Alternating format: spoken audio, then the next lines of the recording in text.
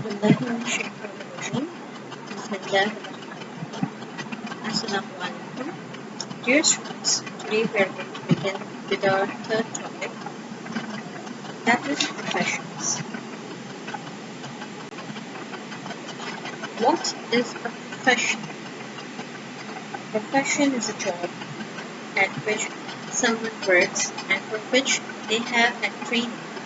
It is what they do to get money or a living. As you all know that there are numbers of professions in this world. People acquire knowledge, they receive the knowledge, they educate themselves, they learn the skills because they want to enter practical life and to join some profession. Now let's look at this picture. In this picture you can see a policeman, a fireman, a nurse, a chef, a doctor, a judge, a crew, a sailor, a compare, a farmer, a lawyer, and there are so many professions that you can see in this picture. There are the doctors, there are the engineers, there are civil engineers, electrical engineers, we have the chartered accountants, we have the salesmen, we have the businessmen, the housewives. So there are numbers of professions that people are taught in this world. And remember that none of the profession is inferior or superior than the other. If you look into the history, Allah subhanahu wa ta'ala has sent 1,24,000 prophets in this world. And all of them have adopted different professions. If you look into the slide, Hazrat Adam alayhi salam was the first human being on the earth and he was the first agricultural engineer in the farm. Hazrat Nuh alayhi salam is considered and termed as the father of carpenters and shipmen because as you know that he was the one to whom Allah subhanahu wa ta'ala commanded to construct the ship. Hazrat Dawud alayhi salam used to make hammers. Hazrat Sulaiman alayhi salam was a king and a ruler. He used to make baskets from bushes and straws. Hazrat Muhammad sallallahu alayhi wa sallam, he used to be a shepherd when he was young and then he used to do with trade. He became a trader when he grew up. And if you remember that when he was 25 years old, he was sent to a trade journey by his uncle Hazrat Abu Talib. And during that journey, during that trading deal, Hazrat Khadija got inspired with the truthfulness and honesty of her from the Prophet sallallahu alaihi wasallam, and at that time she sent him the proposal of marriage. Beside these prophets, Hazrat Hud was considered as a trader. He is deemed as the father of all the traders. Hazrat Idris was the first to invent the needle. He is considered to be the establisher of the tailoring and confectionery. If we study about Hazrat Ismail alayhi salam, he was a famous hunter and he had a great command over 70 languages. He was able to speak 70 languages. Hazrat Ishaq, Hazrat Yaqub, Hazrat Musa alayhi salam, they were all shepherds like Hazrat Muhammad sallallahu alayhi wa sallam. Hazrat Yusuf alayhi salam was the one who invented the book. So you can see our prophets have adopted different professions to earn their living. And this means to live, one has to be a professional, one has to be skillful, and he must have some ability to do the work to earn his living. Now today, the chapter of professions that we are going to do, it has discussed about two professions.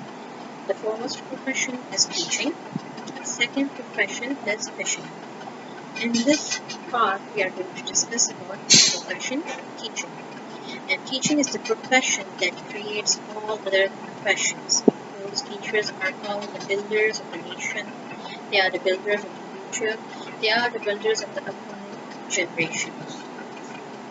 And the importance of teaching, the importance of learning can be understood by this first revelation was revealed upon our Prophet sallallahu alaihi wasallam, and the first word of this revelation was read. Read in the name of your Lord, who created man from a clot. Read, and your Lord is most bountiful.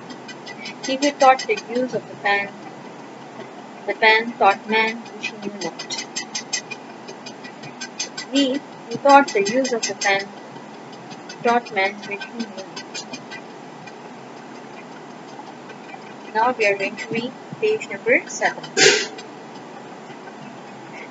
According to this page, teaching can be defined as simple word for the teacher is akun. Akun is a Persian word which is derived from the word khandan, which means read. Of course, we are reading the book from Oxford textbook board, so here they have emphasized on the word akun. Akun means teacher.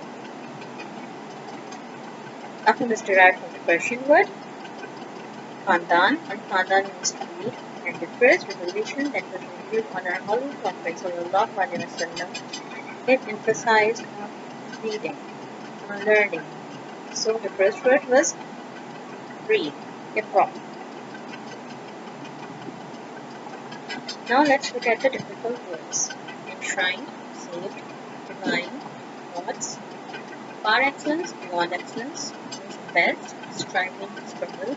Reverend, reverence means respect, cultivating, developing. Awe means fear. Inscribe means written. Divine, decree means God command. Now let's look at the qualities of a good teacher. Of course, there are several qualities of a good teacher. A good teacher has to be a role model for her students, and he has to be regular, he has to be punctual, he has to be polite, he must have a good sense of humor. He can understand the problems of his or her students. There are numbers of qualities that we expect from a good teacher. But here, in this chapter, they have emphasized 3 main qualities.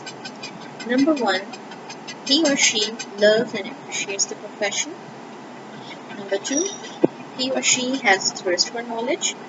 And number 3, he or she practices what he or she teaches. So it means that a teacher has to be a role model for the students.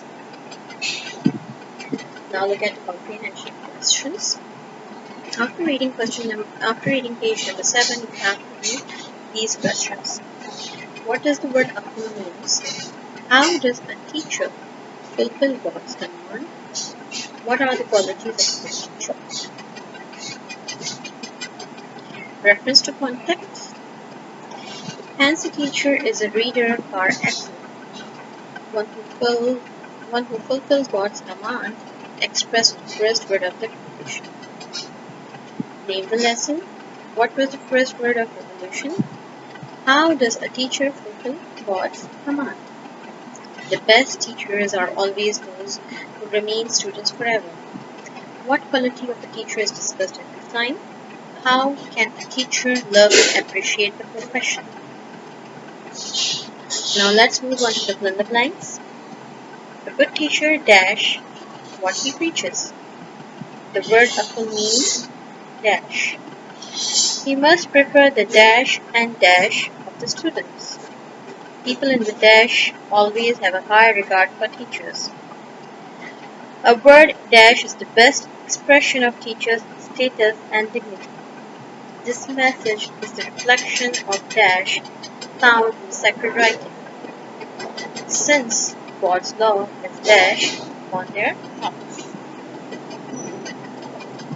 Jazakallah.